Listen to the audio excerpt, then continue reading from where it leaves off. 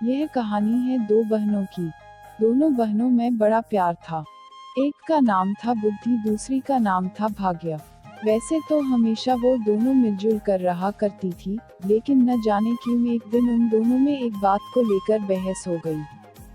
मुद्दा था कि दोनों में से बड़ी कौन है। दोनों को ही नहीं पता था कि कौन बड़ी है, इसलिए वे दोनों ही अपने अपने बड़े होने का दावा कर रही थी। लंबी चलने वाली बहस का कोई परिणाम नहीं आता देखकर दोनों ने मिलकर एक समाधान निकाला। दोनों ने तय किया कि वे दोनों एक साथ किसी एक घर में जाएंगी और वहां अपनी अपनी शक्तियां आजमाएंगी। जो बड़ा होगा वह जीत जाएगा।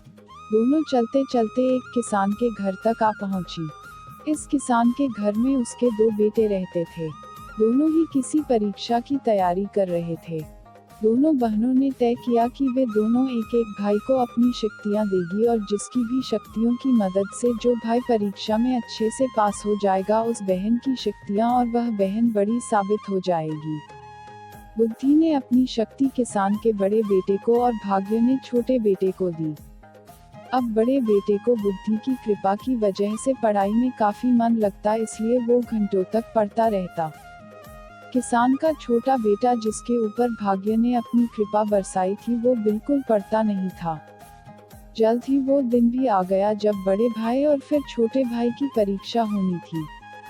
बड़ा भाई जिस पर बुद्धि की कृपा थी, उसने जब अपना पेपर देखा तो बदनसीबी से सभी वही सवाल आए थे जो उसने पढ़े नहीं थे या वो पढ़ नहीं पाया था। अगले दिन भाग्य की कृपा के साथ छोटा भाई परीक्षा देने गया। भाग्य उसके साथ था, इसलिए उसके पेपर में सबसे आसान प्रश्न पूछे गए थे।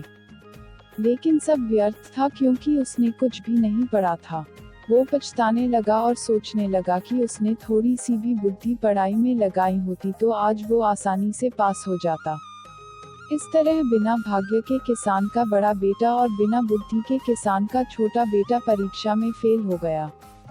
इस घटना से भाग्य और बुद्धि दोनों बहनों को ये अच्छे से समझ में आ गया कि जब वो अलग अलग है तब दोनों ही छोटी है और साथ है तो दोनों की ताकतवर और बड़ी हैं। बड़ी ही सरल बात ये कहानी हमें सिखाती है कि हमें भाग्य और मेहनत दोनों को ही अहमियत देनी चाहिए।